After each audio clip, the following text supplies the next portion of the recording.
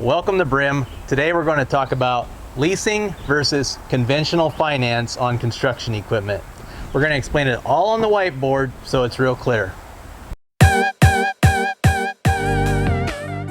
So which is better, leasing or conventional financing? And the answer is it depends. Not only does it depend on how the lease is structured, it depends on your particular situation. For example, if you're working a job and within 90 days, you know you're going to have $3 million coming in cash and you need somewhere to put it, you'll probably just want to finance it for a little bit and then go ahead and pay it off so that you have somewhere to put your money. On the other hand, if you've been renting equipment and you see where you can lease a piece of equipment for 3 years for the same price as it's been costing you to rent equipment for 4 or 5 or 6 months, you'll probably want to lease it. But it does depend on how the lease is structured. They're not all the same, and we're going to go right into that.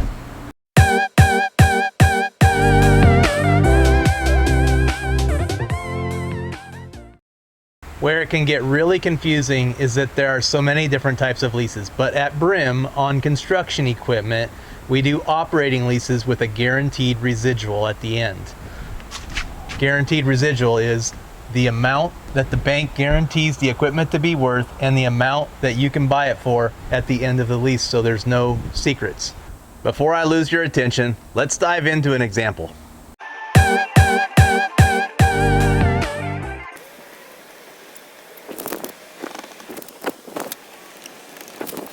The first example I'm going to show you is a New Holland E37 mini excavator. It's our most popular model. The incentives and the values and the residuals and all these things change all the time. So you're not going to be able to look at this video 6 months from now and walk in and say, hey Ryan, give me that deal you have on YouTube, because it's probably going to change a little bit. So keep that in mind. The first thing I want to illustrate is that when you go to buy a piece of construction equipment, I don't care what brand it is, whether it's Cat, Deere, Kubota, or New Holland, there is a cost associated with 0% financing. This may not be the case on compact tractors, but on construction equipment with such a high dollar amount, there is a cost associated with it.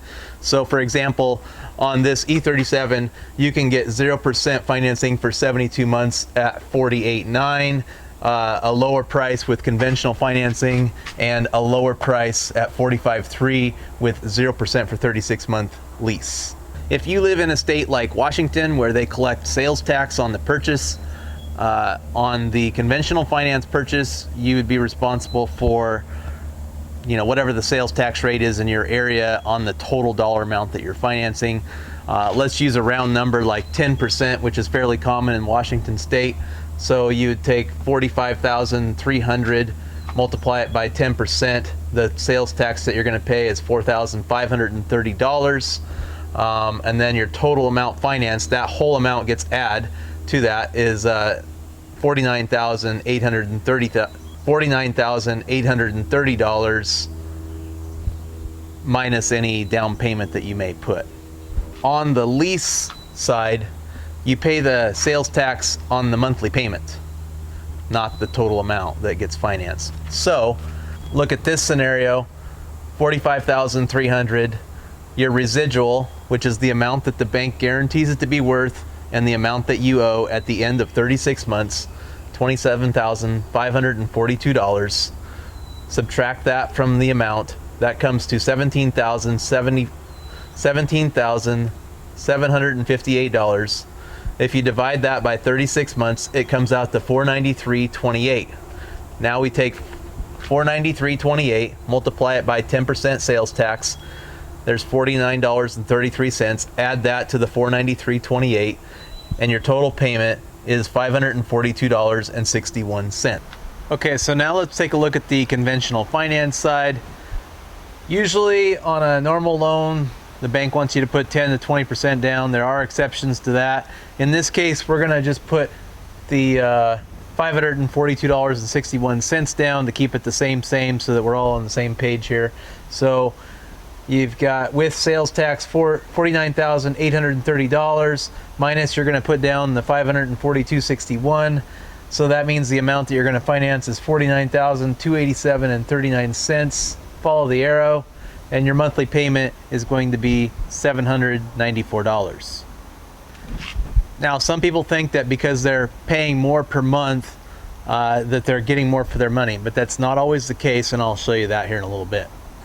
Okay, now let's talk about the down payment. On a conventional finance, because a lot of times you're adding all that sales tax, a lot of banks want you to put 10 to 20% down, $5,000 to $10,000. But just for the sake of argument, since I'm trying to keep everything simple and the same and comparable between the lease and the conventional finance, let's just assume that everything works out perfectly and the bank makes an exception and goes ahead and approves your loan with $542.61 down, because that's the same as we're putting down over here as an advance payment on the lease, which is your payment including sales tax of $542.61. Sometimes on leases they'll want you to put 2 or 3 payments down. It just depends on the scenario. A lot of cases it's 1, so it's going to be most likely 1 to 3 payments down on the lease, and anywhere from this amount down to, you know, $10,000 or $15,000 down on the conventional finance.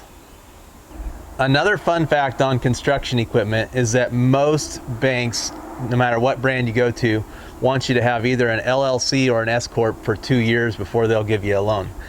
Not the case with Brim through our financing sources. You do not need an LLC or an S Corp for any amount of time to lease or do a conventional finance. We have excellent financing sources that we have a great relationship with, that we have been able to remove that caveat that most other lending institutions require. Okay, so now let's look at your options at the end of the 3 years on the lease and where you'd be at on the conventional finance. On the conventional finance, it's pretty simple. You own it, you owe money on it, you're responsible for, you know, the machine, and just like if you buy anything else, you have a loan, you have to make payments on it, and you can use it. It's yours. On the lease, you have 3 options. You can sell it for more money. Like if you are in a case where the economy is right now, and you look at a 3-year-old 8,000-pound mini excavator and your residual is around $27,000, good luck finding one for $27,000. So obviously you could sell it for more. That would be option 1. Option 2 is to buy it and refinance it. You love the machine, you want to go ahead and keep it.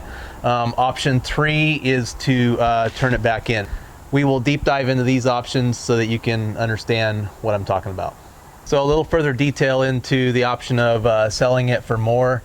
If we're in a hot market like we are right now, where equipment's just selling for crazy prices, let's say you sold this machine for $32,000. You have your residual of $27,542. If that gives you $4,458. If you live in Washington, for example, you'd have another $3,200 in sales tax that you have to pay at that point, and that gives you a $1,258 profit. Obviously, if you lived in a state like Oregon where there is no sales tax, then you would have a lot more to gain, and it might not always be worth it dealing with buyers and things like that, but you know, there is that opportunity there if you have a friend or something that wants to buy it. So let's say you want to take option 2, which is buy it and refinance it, keep the machine. You absolutely love the machine, you want to keep it. Okay, so under the conventional finance, well, you already have a loan, your payment's $794, you don't have to do anything. Over on this side, you've got your residual of $27,542. You are required to pay the sales tax on that amount because you've only made the payment on the other amount, which is the $17,758 that you've made your sales tax on the payments. If you don't have tax, please disregard this. And then that comes to $30,296.20. So you have several different options here. So let's say that you took your family to Hawaii twice a year and Disney World at once, and you didn't save up the $30,296. You weren't able to make that much money with the machine, which I'm not sure how that happened. But anyway, let's say that's what happened. You could finance it at 36 months for $908 a month. You could finance it at 48 months at $698 a month. and 60 months at 572 and 72 months at 488, depending on what your current situation is. Now these are scenarios that would be applicable today. They may not be applicable 3 years from now because we don't know what the interest rates are going to do or anything like that. We can't lock in a rate now for something that's going to happen 3 years from now. So that is one advantage of the conventional, is you're locked in at the 5%, and you're not going to have to pay more than that. So that is the keep it and refinance option. Okay, so let's look at your third and final option, which is turn it back into the bank at the end of the 3 years. So on the conventional side, you can't do it. If you turn it back in, it'll be a repo on your credit. So you can't do that. And people say, well, why would I want to turn it in? Well, does anybody remember 2008, 2009, maybe 2010 when you couldn't sell a piece of construction equipment to save your soul? Well, those things happen, and that is one advantage of a lease, is that the bank guarantees that they will buy it back from you at the end of the 3 years. So if the world comes to an end and nobody's buying construction equipment, well, that's a nice bug, and nobody's buying construction equipment, well, then this is a good option. So in this scenario, you turn it back in. This particular lease has a 400 hour per year, 1,200 hours total lease, and people get freaked out about that. By the way, this is the only option where these hours are going to have any effect on you. And if you go over, it's $20 per hour for every hour that's over. Now, you can't rent a machine for $20 an hour, so it's not like they're jabbing you in the stomach with a big penalty. I mean, $20 an hour is cheap. So that would be the scenario there. You can also set these up for, if you think you're going to run it 600 hours a year and you get a little discount if you buy it ahead of time, your payment goes up a little bit. So you can also do that. People ask about damage. Yes, if your machine is damaged, just like it would be here, if it was damaged on a conventional loan and you wanted to sell it, you would get less money for it. It's the same over here. It's just common sense stuff. We understand that you're going to use it, but you just can't abuse it. So just to reiterate, the third option on the lease, you walk away, you hand them the keys. It doesn't affect it looks paid in full on your credit. On this side, you walk away and you're not ever going to be able to get a loan for a long time. Okay, so now we're going to take a look at the final numbers. But before we do that, I just want to reiterate that this is one scenario on one piece of equipment. There's different options as far as you can go longer term. If you wanted a lower payment, you could go a little bit shorter term. You can do it on mini excavators, skid steers, compact track loaders, wheel loaders, construction backhoes. So there's a lot of different things to do. We're happy to explain it all to you. A lot of what has to do with the payment is the residual. The higher the residual is, the lower the payment is, and different pieces of equipment have a different residual. Again, the residual is the amount that the bank will buy it back from you at the end of the lease, and it's also the amount that you would have to come up with at the end of the lease if you want to keep it, whether you refinance it or cash it out, or whichever way you go that way. Also, in a normal lease scenario where you have an interest rate just like you would on a loan, it's usually about a wash whether you purchase or whether you lease it. In this particular case, it's 0%, so it's a little more attractive on the lease side. This program won't always be available. It's an exclusive through Brim right now on the construction equipment that we have. And if you have any questions, we'd be happy to go over it with you. So let's take a look at the final numbers. Let's take a look at the lease first. So your payment, we're gonna look at the total cost if you were gonna keep it. And I'm keeping it at 6 years. Since we did a 6-year loan over here, it's the same. So your payment was much less to begin with. It was $542.61 for 36 months to get you going until you get a bunch of business or whatever it is that you're doing. And then that comes to $19,533.96. Then if we kept it the same as the other side over here and kept the total loan, if you were going to keep it a 6-year, so you'd take 908 would be your payments on the next batch at 36 months. which comes out to $32,688. Now again, this is today's scenario, today's interest rates. I can't tell you what it's going to be like, you know, a couple of years from now. That may change.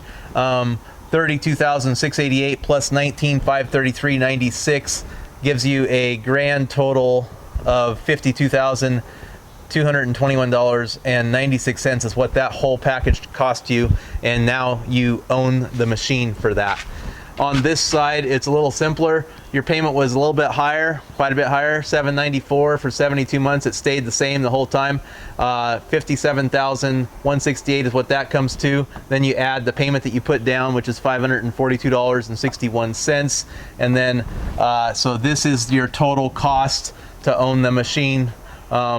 Is $57,710.61. So you can see that this is more money than this is in this scenario. If you were to extend this out to 48 months, this would still probably be a little cheaper. If you went out to 60 months, it'd probably be a wash, I'm guessing. So it just depends on where you want to go. Hey, we appreciate you watching. Give us comments if you have questions. I'm sure you have questions. Let us know. We'd be happy to help you and demonstrate the equipment and show this numbers to you all over again. We want to make sure you're confident in your decision, and we're happy to help. Thanks for watching on this great day at Brim. Have a great day.